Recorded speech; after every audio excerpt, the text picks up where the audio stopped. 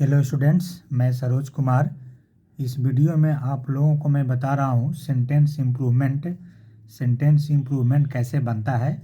सबसे पहले हम लोग देखेंगे ग्रामर के हिसाब से, तो इसमें देखना ही है। ऑप्शन को छांटेंगे। सबसे पहले यहाँ पर इम्प्रूव करना, ये ब्लैक पार्ट है, यहाँ पर ये ब्लैक है, इसको हम लोग को इम्प्रूव करना है। ठीक है, तो अब ऑप्शन के अनुसार हम लोग काटेंगे। सबसे पहले तो यहाँ पर बी लिखा हुआ है, इसको पढ़े बिना सबसे पहले देखेंगे हम लोग ग्रामर से। यहाँ पर बी लिखा हुआ है, तो बी के बाद एफोर्डिंग, बी के बाद आपका V4 नहीं होता है, बी के बाद V4 नहीं होता है। ठीक है, ऐसे भी यहाँ 2 है, तो 2 के बाद बी आएगा, बी के बाद V4 कैंसिल हो गया, ये नहीं होगा। अच्छा, हम लोग जानते हैं कि 2 के बाद क्या होता है, 2 प्लस होता है, 2 प्लस V1, 2 प्लस V1। ठीक है, अगर ये अब एफोर्डेड डालते हैं, एफोर्डेड इसमें ईडी लगा हुआ है, तो 2 के बाद यहाँ पर क्या आएगा, एफोर्डेड आएगा, 2 के बाद एफोर्डेड V2, यानी कि ये ऑप्शन हमारा कैंसिल हो गया, ये भी कैंसिल हो गया। अब देखिए, अब इसमें 2 के बाद एफोर्ड ये भी है, और 2 के बाद एफोर्ड ये भी है। अब देयर को देखेंगे और ईट को देखेंगे, तो ईट आता है सिंगुलर के लिए और देयर आता है प्लूरल के लिए। क्लियर, ईट सिंगुलर के लिए और देयर प्लूरल के लिए। अब यहाँ पर हम लोग देखेंगे कि दिस के बदले में क्या आएगा। ठीक है, अच्छा, क्वेश्चन गलत है। सबसे बड़ा चीज़ है कि इस ऑप्शन को भी छांटना है। तो क्वेश्चन गलत क्यों है, कहता है कि मेनी सीनियर सिटीजन्स, बहुत सारे सीनियर सिटीजन लोग आर फाइंडिंग, पा रहे हैं यह कठिनाई। अब देखिए, यह कठिनाई पा रहे हैं कि इसे कठिन पा रहे हैं, ईट होगा, फाइंडिंग इट डिफिकल्ट, इसे कठिन पा रहे हैं। To afford essential commodities today, आज आवश्यक वस्तुओं को एफोर्ड करने में, वहन करने में क्या कर रहे हैं, इसे कठिनाई महसूस कर रहे हैं। अब देखिए यहाँ पर गलत है, जैसे दिस है, तो दिस जो है पॉजिटिव एडजेक्टिव हो गया, दिस पॉजिटिव, ये एडजेक्टिव के यहाँ काम करने, इसके बाद नाउन चाहिए, ये क्या चाहिए, नाउन चाहिए। लेकिन डिफिकल्ट यहाँ पर क्या है, एडजेक्टिव है। ये डिफिकल्ट क्या है, एडजेक्टिव। डिफिकल्ट मीन्स क्या होते हैं, मुश्किल। ठीक है, तो यहाँ पर दिस भी एडजेक्टिव हो गया और ये भी क्या हो गया, एडजेक्टिव हो गया। तो दोनों दो एडजेक्टिव एक साथ नहीं आएगा, यहाँ से ये दिस से हमारा गलत हो गया। अच्छा, टू एफोर्डेबल मीन्स क्यों हो गया, वहनीय, वहन करने योग्य। तो यहाँ से 2 के बाद एफोर्डेबल की भी आवश्यकता नहीं है, तो दिस यहाँ पर जान गए कि ये भी एडजेक्टिव है, ये भी एडजेक्टिव है, तो दिस के बदले क्या कर देंगे, ईट कर देंगे। आंसर हमारा 1 हो जाएगा। चूँकि देयर आएगा तो देयर किसके लिए आएगा, देयर मेनी सीनियर सिटीजन्स, बहुत सारे सीनियर सिटीजन लोग फाइंडिंग देयर डिफिकल्ट, अपना मुश्किल पा रहे हैं, कि इसे मुश्किल पा रहे हैं क्या करने में, to afford essential commodities today, आज एसेंशियल कमोडिटी को एफोर्ड करने में मुश्किल पा रहे हैं। इसके आंसर 1 हो जाएगा। चलिए 17 नंबर, नेक्स्ट क्वेश्चन कहता है, अब उसी तरह से इसमें भी छाटेंगे। पर्टिनेंट का मतलब उचित होता है, पर्टिनेंट मीन्स क्या हो गया, उचित। इशू, यहाँ पर इशू नाउन हो गया। They require a serious discussion था, दे के बाद रिक्वायर तो होता है, दे के बाद रिक्वायर यहाँ पर होता है, लेकिन अब देखो गलत कैसे होगा, इसमें हम लोग का गलत कैसे होगा। ठीक है, अब देखिए, ही हैज रेज्ड, वह उठाया है, सम पर्टिनेंट इशूज, कुछ उचित मुद्दा को उठाया है। दे रिक्वायर, वे लोग की ज़रूरत है। अब यहाँ पर दे कहाँ से आ गया, दे अगर मुद्दा के लिए आएगा, इशू के लिए आएगा, तो दे रिक्वायर, उन लोगों की ज़रूरत है, ए सीरियस डिस्कशन, तो उन लोगों को नहीं, जिसे ज़रूरत है। यहाँ पर रिलेटिव प्रोनाउन की आवश्यकता है, यहाँ पर क्या आवश्यकता है, रिलेटिव प्रोनाउन का। चलिए, तो रिलेटिव प्रोनाउन का आवश्यकता है, तो इसमें रिलेटिव प्रोनाउन तो है ही नहीं, यहाँ से ये कैंसिल हो गया। ठीक है, अब देखिए यहाँ पर ऑप्शन छाट है, इसमें विल रिक्वायर्स लिखा हुआ है, तो विल रिक्वायर्स का शैल विल के बाद क्या होता है, V1 होता है, शैल विल के बाद V1 होता है। यहाँ पर ये कैंसिल हो गया। यहाँ पर रिलेटिव प्रोनाउन की ज़रूरत है, यहाँ पर नो करेक्शन रिक्वायर्ड नहीं होगा, ये भी गलत हो गया। अब आपका बचा विच रिक्वायर और दैट रिक्वायर्स, तो विच या दैट जो रिलेटिव प्रोनाउन आएगा किसके बदले में आएगा, इशूज के बदले में आएगा। तो ये जब प्लूरल हो गया तो वर्ब भी हमारा क्या होगा, प्लूरल होगा। ठीक है, तो दैट मारेंगे, that requires, that, sorry that नहीं, विच रिक्वायर, प्लूरल चाहिए ना, ये आपका आंसर बी होगा, विच रिक्वायर होगा। इसलिए होगा कि ये इशू है, ये यहाँ पर विच लिखेंगे, दैट के बदले क्या लिखेंगे, विच लिखेंगे, तो इसका एंटीसीडेंट कौन हो गया, इशूज हो गया। तो जब इशूज एंटीसीडेंट इशू प्लूरल हो गया तो वर्ब भी हमारा क्या होगा, प्लूरल होगा। तो रिक्वायर चाहिए, इसमें दैट रिक्वायर्स है, दैट तो ठीक है मगर यहाँ पर क्या हो गया, रिक्वायर्स हो गया, यहाँ से ये हमारा कैंसिल हो गया। तो कौन मार देंगे, पहला मार देंगे, सॉरी बी, दूसरा। He has raised some pertinent issues, वह कुछ उचित मुद्दा को उठाया है, विच रिक्वायर जिसे ज़रूरत है, ए सीरियस डिस्कशन, एक सीरियस डिस्कशन की ज़रूरत है। क्लियर, ऑप्शन छाटे। पर्टिनेंट यहाँ पर क्या हो गया, एडजेक्टिव हो गया, और एडजेक्टिव के बाद ये क्या हो गया, नाउन हो गया। ठीक है, अच्छा या पर्टिनेंट से लेंगे तो पर्टिनेंस नाउन हो गया, तो ये भी नाउन हो गया और ये भी नाउन हो गया। तो दो नाउन एक साथ तो आता है मगर यहाँ पर गलत हो जाएगा। पर्टेनिंग, तो पर्टेनिंग इशू नहीं होगा, फिर पर्टिनेंटली क्या हो गया, एडवर्ब हो गया, यहाँ से ये कैंसिल हो गया, बी हमारा आंसर हो जाएगा। चलिए नेक्स्ट, नेक्स्ट का आता है in order to be compete today a company should innovative. अब देखो सबसे पहले मीनिंग नहीं देखना है, मीनिंग हम लोग मान लीजिए समझ लेंगे तो अच्छी बात है, लेकिन इसको ऑप्शन से छांटने का प्रयास करना है सबसे पहले। अब देखिए यहाँ पर बी है, टू के बाद बी है, तब बी के बाद क्या होता है, V3, बी के बाद कम्पीट यहाँ पर क्या है, V1 है। कम्पीट मीन्स क्या होता है, प्रतियोगिता करना, कम्पीट मीन्स प्रतियोगिता करना या प्रतियोगिता में भाग लेना, ये V1 हो गया। तो बी के बाद V1 कभी नहीं होता है, तो ये हमारा गलत हो गया, यानी कि नो इम्प्रूवमेंट नहीं होगा, नो इम्प्रूवमेंट नहीं होगा क्योंकि बी के बाद यहाँ पर कम्पीट दे दिया।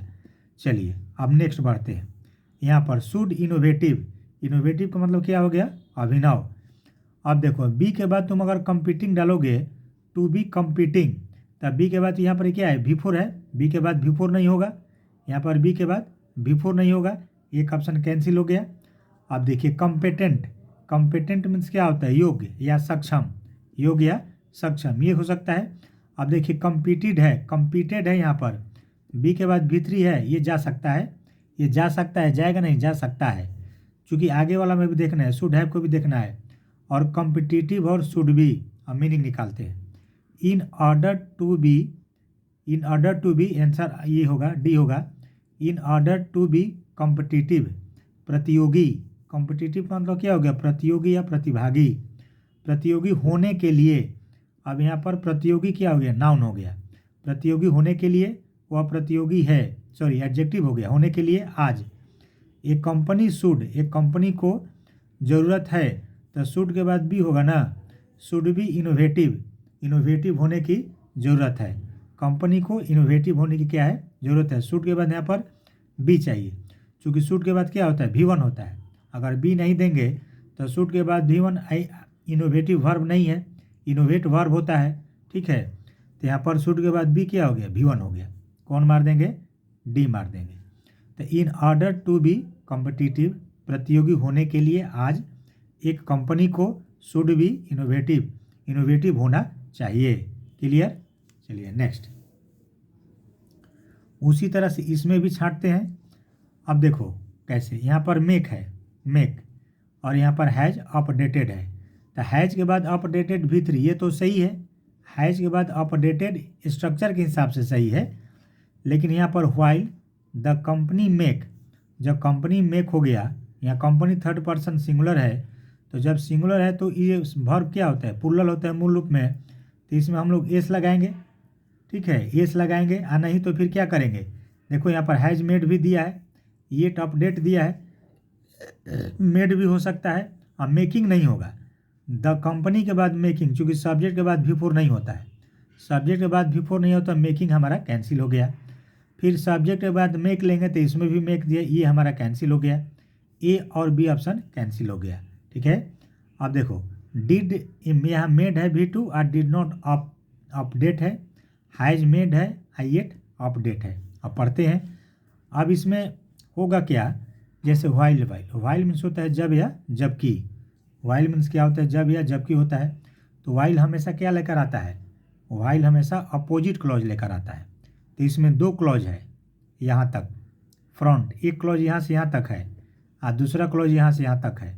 ठीक है, अब देखियो कैसे इसको अपोजिट लेकर आते हैं। जबकि या जब कंपनी मेड, जबकि कंपनी मेड ग्रेट स्ट्राइड्स, बहुत अधिक प्रगति किया था।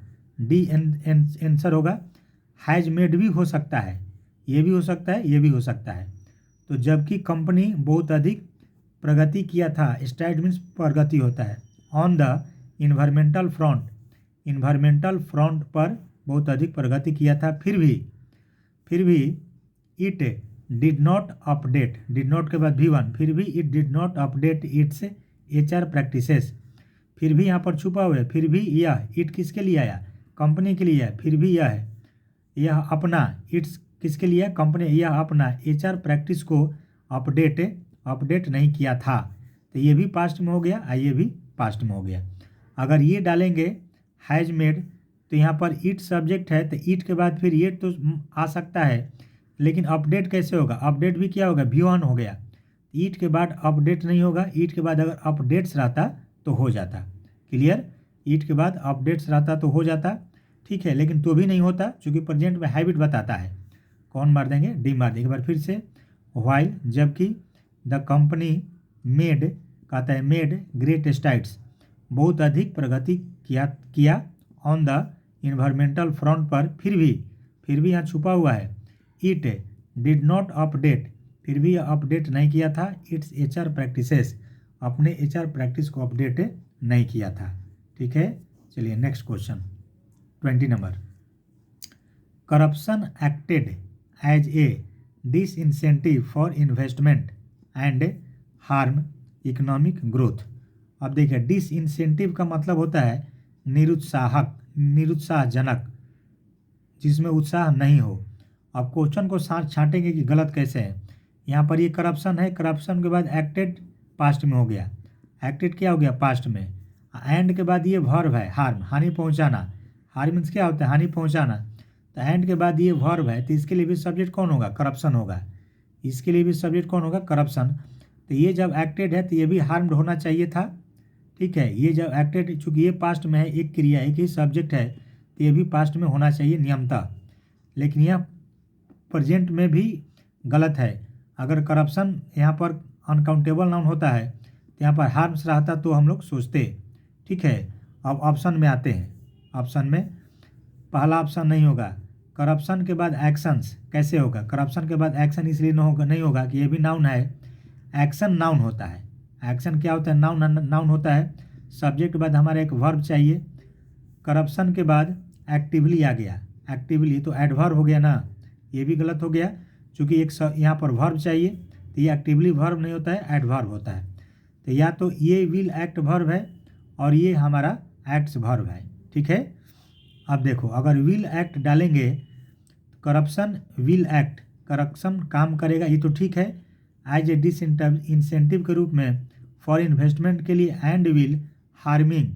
अब देखो, हार्मिंग बिफोर हो गया ना, तो हार्मिंग बिफोर हो गया, तो ये सब्जेक्ट है, तो सब्जेक्ट के बाद बिफोर कैसे होगा, सब्जेक्ट के बाद बिफोर कभी नहीं होता है। क्लियर, कौन मार देंगे, 3 मार देंगे। इसका आंसर सी होगा। करप्शन एक्ट्स, अब करप्शन के साथ प्रेजेंट इंडेफिनिट टेंस में एक्ट्स हो गया।